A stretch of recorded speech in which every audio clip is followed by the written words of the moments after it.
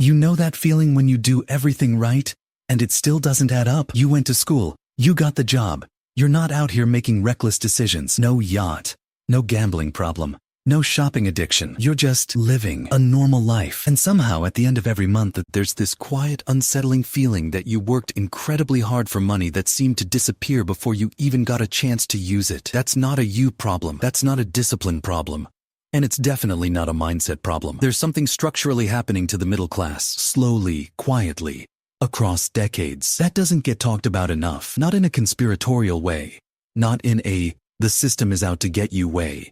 But in a very real, very documented, very mathematical way. And once you see it clearly, you can't unsee it. And more importantly, you can start to move around it. Here's what most people think when they hear the phrase, the middle class is struggling. They picture someone who's bad with money.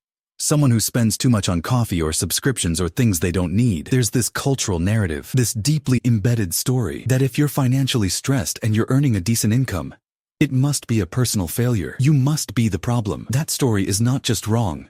It's actually harmful because it keeps people focused on optimizing their lattes while the bigger structural forces just keep going. Now, I'm not saying spending habits don't matter. They do. But when you zoom out and look at the actual math, you realize that for a massive portion of the middle class, especially in the last 20 years, the numbers genuinely do not work. Not because of lifestyle inflation alone, but because of a very specific, very real tax burden that compounds in ways most people never learn to see. Let me show you what I mean. Start with your paycheck. Let's say you earn $70,000 a year. That feels like a solid, decent income. In a lot of parts of the world, that's considered a very comfortable salary. But here's the thing. You don't actually take home $70,000. Before that money ever touches your bank account, you've already paid federal income tax, then Social Security tax, Medicare, state income tax, depending on where you live. Some people also have local or city taxes on top of that.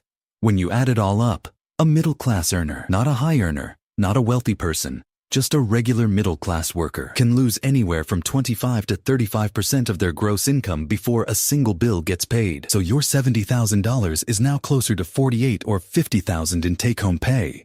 That's your real starting line. Now here's where it gets psychologically interesting and a little bit uncomfortable, because the taxes you can see, the ones on your pay stub, those are just the beginning. The moment you spend that take-home money, you get taxed again. Sales tax, property tax if you own a home, fuel tax every time you fill up your car, excise taxes embedded in everything from your phone bill to your electricity, hotel taxes when you travel, capital gains tax if you ever manage to build some savings and invest them, estate taxes down the line. The list is actually much longer than most people realize, and it's almost never talked about together as a whole picture. Economists have a term for this. They call it the total effective tax rate. And when you start adding up every layer of taxation that the average middle-class household faces, the number is genuinely shocking. Some estimates put it at well over 40% when you count everything. Some households in high-tax states can brush up against 50. Think about what that means.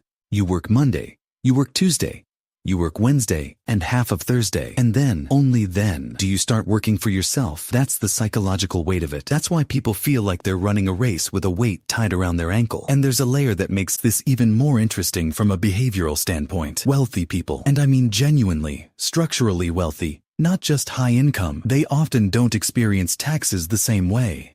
Not because they're doing anything illegal, but because the tax code almost by design rewards capital over labor. If your money makes money, you pay capital gains rates, which are often 15 or 20%. If your labor makes money, you pay ordinary income rates, which can be 22, 24, 32% or higher. So a person earning $100,000 from their job can end up paying a higher effective rate than a person whose investments generate the same amount. That asymmetry is real. It's been researched. Warren Buffett famously pointed it out himself, that his secretary paid a higher tax rate than he did. None of this is to create outrage.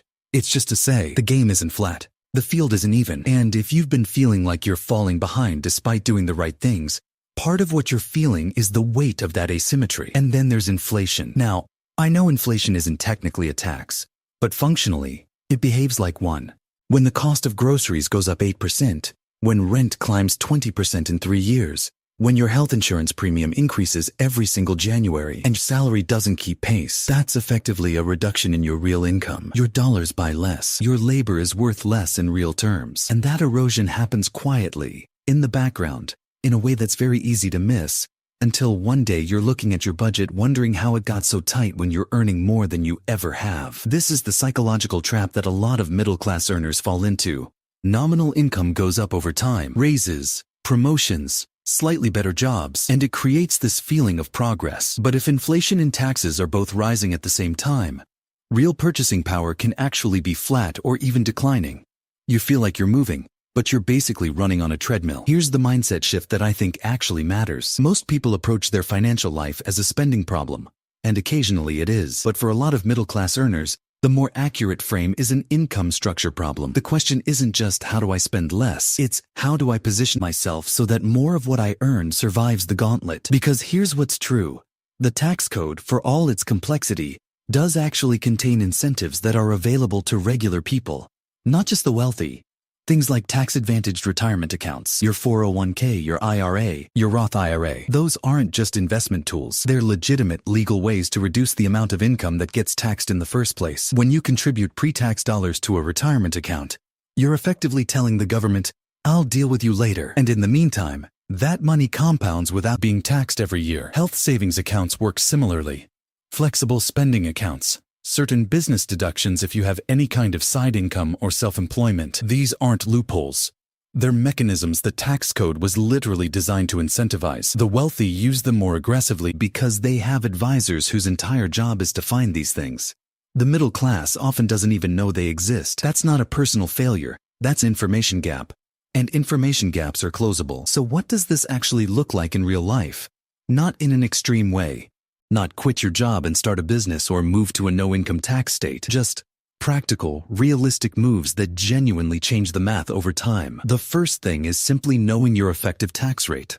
Not just your federal bracket, but actually sit down and calculate what percentage of your total gross income, including all taxes, actually leaves before you make a single decision. A lot of people have never done this, and when they do, it creates clarity. It's not fun, but it's real, and real is useful. The second thing is maxing out your tax-advantaged accounts before anything else. If your employer offers a 401k match, that's free money on top of a tax reduction. And not taking it fully is probably the most expensive non-decision most middle-class earners make. If a Roth IRA is available to you, that's money growing tax-free for decades. These aren't sophisticated strategies. They're just underused ones. The third thing is understanding the difference between income and wealth. Income is what you earn. Wealth is what you keep and what works for you while you sleep. The middle class tends to be heavily income dependent, which means heavily tax exposed. Slowly, gradually, building assets that generate returns, even modest ones, starts to shift the balance. Not overnight.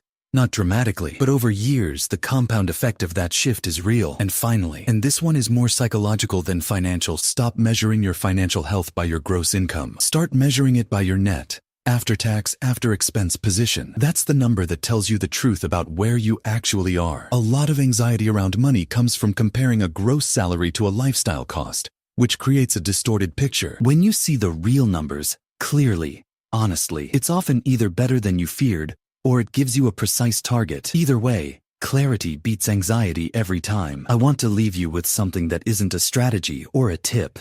It's just a reframe. If you've been feeling like you're behind, like you're working hard and not gaining ground, I want you to consider the possibility that you're not failing. You're just navigating a system that, in many ways, is structurally harder for middle-class earners than it appears from the outside.